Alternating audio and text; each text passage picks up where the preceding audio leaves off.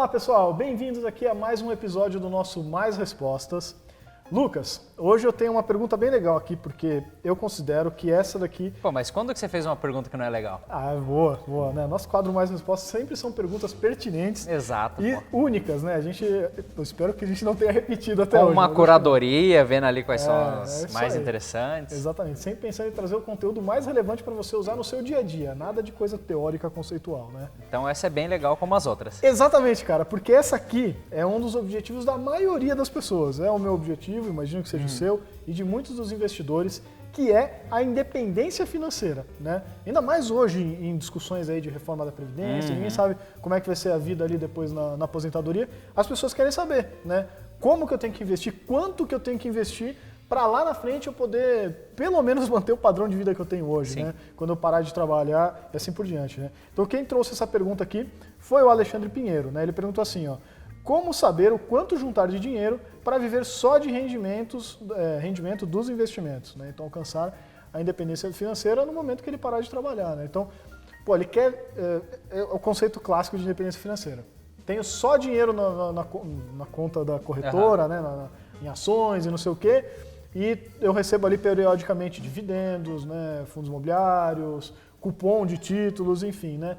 Como que ele sabe ali, achei até interessante você comentar também alguns investimentos que são propícios para isso, né? Sim. Mas antes, como que ele sabe quanto dinheiro ele vai ter que acumular até a aposentadoria dele para poder viver tranquilo de renda, né? Então o que ele tem que avaliar nisso, como que ele faz essa conta, enfim. Vai ter que fazer uma continha que é a seguinte, né? Tem duas coisas que a primeira pessoa vai ter que observar.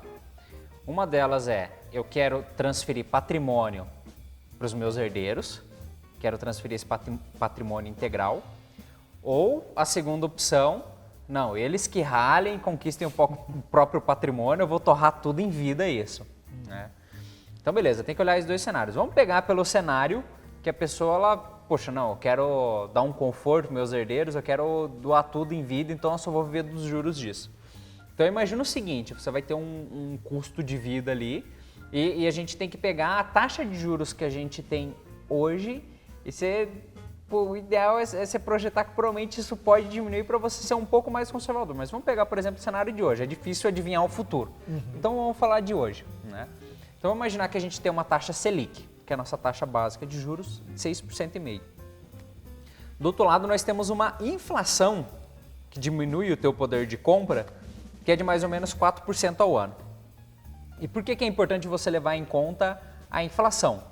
Poxa, o valor que eu pagava num celular, a tecnologia vem evoluindo, talvez não vai ser a melhor comparação. Vamos pegar, por exemplo, um carro. O valor que eu pagava num carro, vamos pegar um Gol, por exemplo, há 10 anos atrás, era X. Se você for pegar e comprar um Gol hoje, o valor dele está quase 10x não, mas está pelo menos ali uns 3, 4x, né? 3, 4 vezes mais. Fora outras coisas que fazem parte do dia de todo mundo, né? Aluguel, compra de supermercado. Preço de remédio. Remédio, que você não tem como escapar, né? É só olhar o plano de saúde. Quanto teu plano de saúde não está crescendo? Né? Exatamente. Então, assim, isso é inflação. É o valor que vai crescendo. Quem paga escolinha de criança, vai vendo isso sempre subindo. Então isso é feito em inflação, então você tem que contabilizar isso para saber o que importa é o juro real. O que rendeu acima disso, o que realmente valorizou o seu dinheiro. Exatamente. Né? Então, de um lado, inflação 4%, do outro lado, taxa de juros 6,5%, a diferença disso é o quê? 2,5%. Tá, então você vai levar em conta que você vai ter um rendimento de 2,5% ao ano. Esse vai ser o seu rendimento. Então vamos fazer uma continha aqui simples, só para você ter uma ideia, né? Vamos supor ali que você tem R$1 milhão, esse R$1 milhão ele vai rentabilizar 2,5% de juro real, então a gente está falando de R$25 mil. Isso, e ao ano, né? Ao ano, exatamente. Aí a gente faz a seguinte conta, R$25 mil ao ano e a gente divide isso por 12. Está dando quanto? R$2 mil por mês. Eu estou falando de juro real, porque no final das contas, se ele rentabilizar 6,5%, ele vai rentabilizar 65 mil. Mas eu estou contabilizando que R$40 mil é só imposto. Quer dizer, inflação. Isso. Aí, inclusive, eu coloco um outro ponto, que você tem que descontar um imposto. Então, inclusive, se você teve de valor absoluto que rentabilizou 65 mil e é uma aplicação que ainda tem imposto, você tem que descontar. Então vamos pegar esse exemplo aqui só para você ter uma ideia. Vamos tentar deixar mais simples, sem imposto primeiro, né? E depois, eu não sei, porque acho que vai complicar um pouco mais, né? Exatamente. Aí você tem que descontar qual que vai ser o imposto, que eu não sei nem qual aplicação que você vai fazer. Se é tributação regressiva, se é de 15%, se é uma previdência que vai ser de 10%. Vamos supor que ele conseguiu esses juros e essa rentabilidade aí ao ano veio de fundos imobiliários de aluguéis ali. Pronto, isento de imposto, aí fica mais simples exatamente. a conta, tá? Mas levem em consideração isso se vocês forem fazer essa conta aí na prática. E o que eu levei em conta aqui também, né? Eu levei em conta que, você vai ter a aplicação mais conservadora que existe, que é uma aplicação atrelada ali à Selic, pode ser um título público Selic, por exemplo, que vai entregar esse retorno. Se você tomar mais risco, tende a ter mais retorno, obviamente. Então vamos colocar, por exemplo, você vai buscar 8% ao ano, 9% ao ano. Se a gente está falando de uma inflação de 4%, você vai buscar 8% de retorno, a gente está falando do quê? 4% de juro real. Então o cenário ele vai ficando mais favorável para você. Por que vocês acham, por exemplo, o americano tem a fama de investir tanto em ação, o europeu? Porque o juro real lá é baixíssimo das aplicações. Ele não quer algo espremido. Hoje em dia tem juro negativo, né, na Europa, né? Se você vai deixar em títulos Você pega a públicos. Alemanha, Japão, por exemplo. Exatamente. Né? Então, não é à toa que o pessoal ele toma mais risco. E aí, tá, Lucas, facilita um pouco a minha vida, me dá um norte do que eu posso investir, o que eu posso ter, eventualmente, de retorno mensal, ou ter uma previsibilidade de retorno. De um lado, a gente tem fundos imobiliários. O fundo imobiliário ele tem uma recorrência de pagar dividendos ali mensalmente para você. Alguns, obviamente, não vai ser mensal, vai ser anual e por aí vai. Você tem a alternativa de alocar, por exemplo, em previdência. E aí você vai fazendo saques conforme você for precisando. Lembrando que a regra atual da previdência é que é carência de 60 dias. Então, você só tem uma previdência, solicita o resgate hoje, só depois de 60 dias está disponível. Então, o que é o melhor? Ter duas previdências. Solicita de uma, dali 60 dias fica disponível e da outra já completou. Já, de 30 em 30 dias você vai mesclando. E vai intercalando, exatamente. Então, é uma saída. Você pode ter ações, e essas ações vão pagar dividendos. Periodicamente você vai aproveitar esses dividendos. Ou você pode fazer uma estratégia que é a seguinte, eu vou alocar em renda fixa mais longa, CDBs, por exemplo, CDB de 2, 3 anos, aí você faz uma aplicação escalonada. Um CDB com vencimento daqui a 1 ano, outro CDB com vencimento daqui a 2 anos, 3 anos, 4 anos. E quanto maior o vencimento, maior vai ser a taxa dele. Então você deixa o teu patrimônio crescer ali sobre um efeito de juros melhor. Tem até títulos que pagam cupom também, que aí você consegue uma taxa boa, você não precisa resgatar o investimento inteiro. Debêntures, CRA, CRIs, alguns títulos públicos também vão ter essa característica. Ou até mesmo, pessoal, entendendo que vocês vão estar aposentados e vão ter mais tempo ali para cuidar do patrimônio, aloque em investimentos um pouco mais sofisticados que você mesmo vai fazer essa gestão tua de resgate, né? Como fundos multimercados, eventualmente, entendendo que você já se aposentou, então você não pode correr mais tanto risco. Se tiver uma pequena parcela, às vezes num fundo de ação para puxar o retorno do portfólio, né?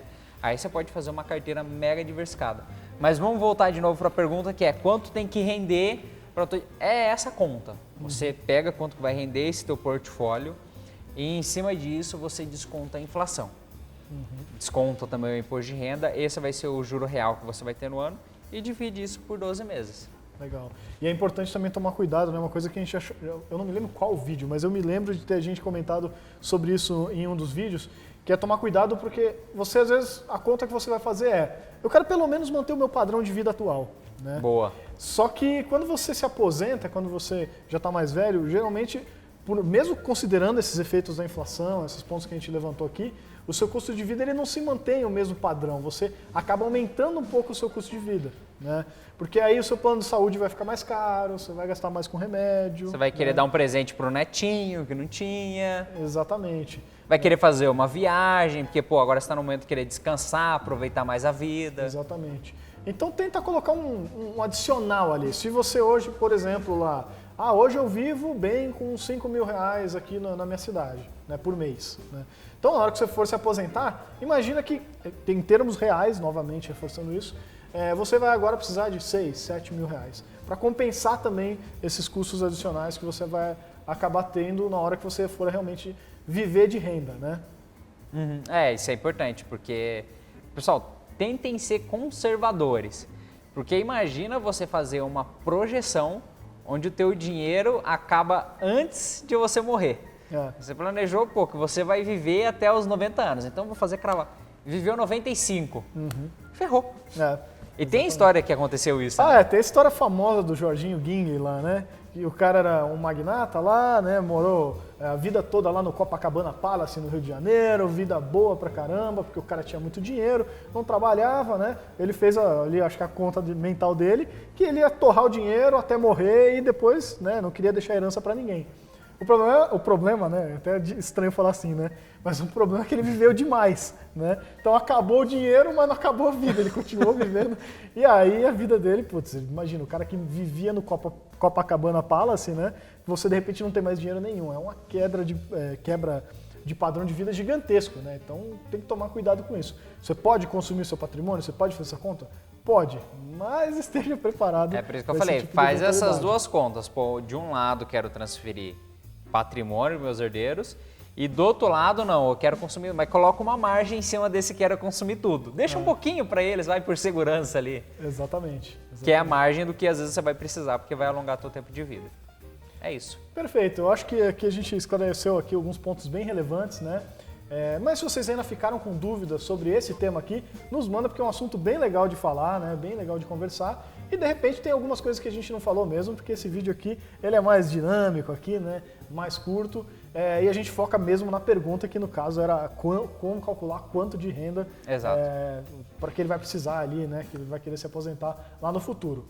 Mas se você gostou desse vídeo também, não esquece de deixar o seu joinha, dar aquele like aqui embaixo para impulsionar esse vídeo, chegar em outras pessoas que também querem saber como chegar na independência financeira.